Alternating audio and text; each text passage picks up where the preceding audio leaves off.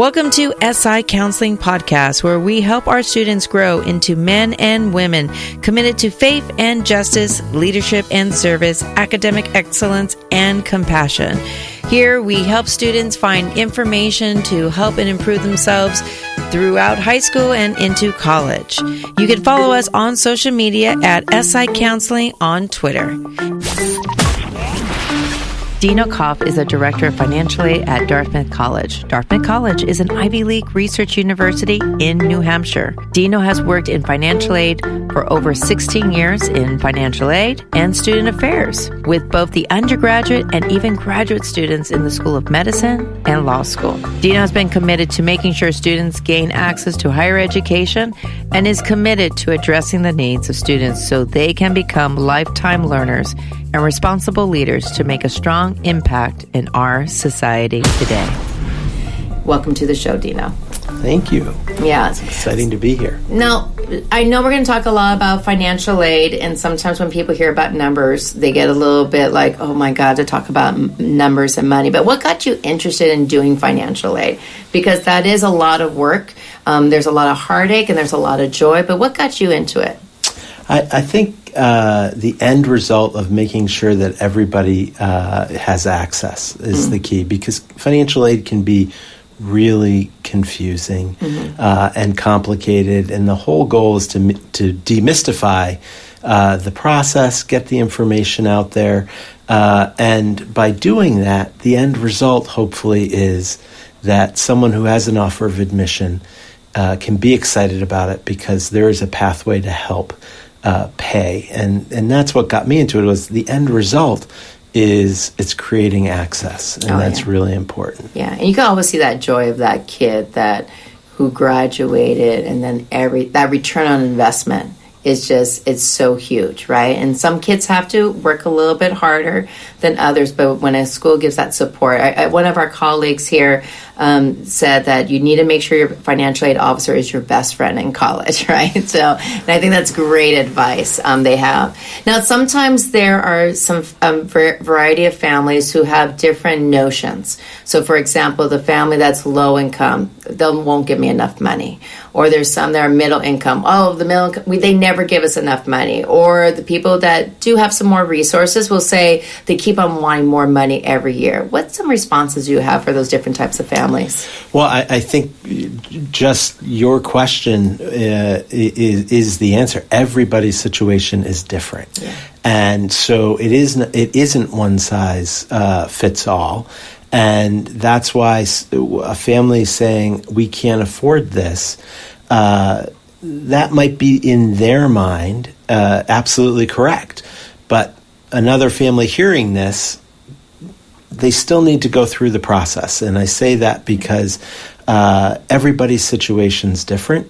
And when you deal with formulas, it's not just set in stone. And when I say that, meaning in need-based aid, we deal with formulas. And, what does it look at? Sure, need-based aid looks at income and it looks at assets, but it also looks at how many people are in college and how many people are in the family. And so you're looking at different situations where someone might have 3 kids in school at once. And that's scary because you do get 3 tuition bills, but you also... I'm in that process right now. I know what that is like. But the positive, hopefully, is the school is acknowledging 3 kids in school and giving more aid, in that situation. So it's really, we have people applying for aid who are making $800,000, and we have people applying for aid who are making $25,000 or less. And I say that just because it's really everybody's situation. That family that's making $800,000, maybe they're not saving money. Maybe it's possible that their income is dropping and they feel like they may qualify. Some schools offer merit aid. And so it's really... Everybody has to go through the process at least the first year just to see how it works. What are colleges giving money? Like, for example, I said merit, I said need-based. Well, merit can be leadership. Merit can be these extracurricular activities. It could be in the music and the arts. We hear about athletic scholarships, but they're music and theater. And so going through this process, figuring out, okay, so Dartmouth, where I work, and our peer schools in the Ivy League, we're only need-based aid. So families will know, okay, I have to have all this great stuff to get in, extracurriculars, grades, standardized test scores, but that's going to stay with admissions, and financial aid is going just on the numbers. And so when you have all these different situations, families in different situations applying, and it not being one size fits all, it's really important to investigate and go through the process the first year. The worst thing that can happen is, I didn't get enough money. Or the best thing is, I'm surprised. This is awesome.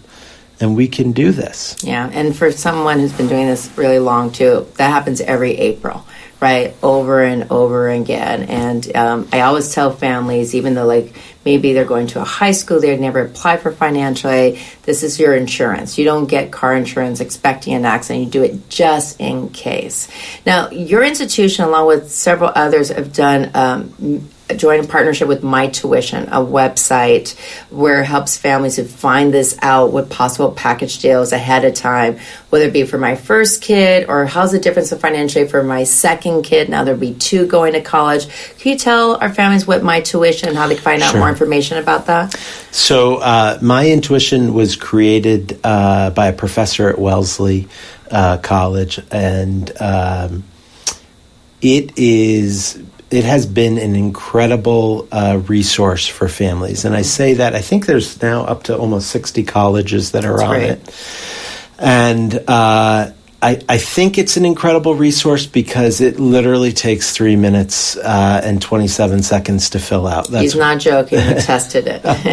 And it's 5 or 6 questions. It gives an estimate. And the reason why it's really important is, and such a good resource is, the whole goal is to have no surprises. So if you get on to My Intuition and you fill it out and it gives you a range, it's not going to be the exact scholarship amount or loan amount or work study, but it's going to be a range. It may say you qualify for between $25,000 and $30,000.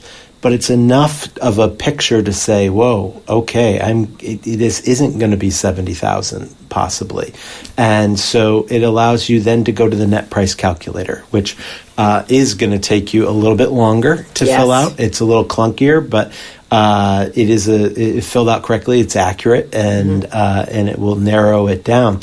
But both the My Intuition for the being really quick, and then the net price calculator, there are hopefully no surprises because you have these resources where you can fill them out. And I'm sure schools will help. I know at Dartmouth we'll help when families fill it out. We don't get access to the data, so we'll have families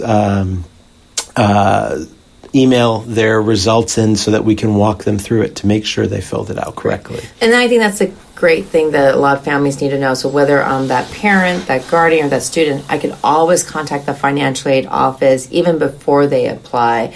Hey, help me understand these numbers. Is this a school that I could apply to? Did I miss something as well, right? And there are mistakes that happen with net price calculators where someone might say, I make $100,000, but I save in a 401k or a 403b, I save 10%. So they put down $90,000 as their income. Well, that $10,000 is still your income. You're choosing to put it into retirement. That's right. So it needs to be counted. So, it's great that we can walk families through it, and especially for people thinking about early decision. If families are committing to a school, we want families to know, I can afford this. I'm going to check off the box saying I'm committing to the early decision process. And so we want families to have their a ballpark idea of the aid so that they know if I get in, okay, I can do this. That's right. And then for our listeners who don't know what early decision is, a binding agreement, whether it's early decision 1 or 2 to a campus, meaning you get accepted, you have to go. And the only way you can back out of it is if the financial aid package isn't there, right? But there are some schools like yourself, and I think a lot of our listeners should know about, it's in about 70 colleges nationwide that do meet full need in the nation, right? And your campus being one of them. That is correct. Yeah. So now when families go do whether the net price calculator or my intuition, a lot of times it's a student maybe doing it, or sometimes it's a blended family which doesn't ask, hey, what's the 2-family household? There's a lot of questions that they have. So before they start this process, whether it's the actual FAFSA form, CSS profile, which is required by a lot of schools, or they're doing the net price calculator, how should they prepare? Like, there's someone who's doing this for the very first time. What would be some recommendations for you? So there are some checklists. On the Dartmouth website, we do have a sort of like a checklist, Nice. So people know how to, or what they're going to need before they go through this process, or what they're going to need to apply. And this is one of the situations where every school can be different. So you fill out a FAFSA and you're using just your custodial parent. So if your parents are separated or divorced, you're not using the parent that you're not living with on the federal side. But many schools on the institutional side for scholarship and grant money are asking for the entire family financial questions. And so there's about 400 colleges, right, that require that through the CSS profile and College Board website, right? And so, correct. And being every school is different, it will say, as you're checking out these schools, and it's just worth doing the research. Without a doubt, it's worth doing the research ahead of time, saying, okay, this is what I need to apply to this school. This is what I have to do to apply to that school. And I like to say that financial aid offices, admissions we're on your team. Yeah. And so it is a team effort. And if you have questions, because you've heard me say it's not every one size fit all, there are some situations where we just can't get household B data, non-custodial parent data. And that doesn't mean don't apply. It means communicate with the school and talk to the school and say, is there a process? Here's what's going on. And there are different waivers. Sometimes we're able to waive, sometimes we're not, but it's all about communicating with the school. And, I talk about it, there's a team out here, and it's financial aid, it's admissions, it's your high school, it's your family, it's your guardian, whoever's there on this team are here to try to be able to give as much information and cheering you on, specifically because, admissions is admitting students. We want people to come. That's and right. We want people to have smiles on their face. That's right. And that's really important. And we do meet full need, as you said earlier, demonstrated need. But unfortunately, sometimes people think their demonstrated need is a little bit different than what the actual picture is. No, but at least I tell everyone it's about need, not want. Correct. If you have that extra home in Tahoe, just remember that's not your home, right? Yeah. That is correct. Invest in Airbnb now. That's great. Yeah. So there's a lot of terms that are out there where kids will hear, right? Like whether it be FAFSA, 1099, W-2, verification, what is truly what household size is. Because if I decided for you to join my house, right, and I'm paying and supporting you, even though I would wish I was related to you, but you could be part of my house a lot. Where can somebody find a glossary of all that information that's out there? So more and more, that's a great question. More and more schools are coming up with their own glossaries. And because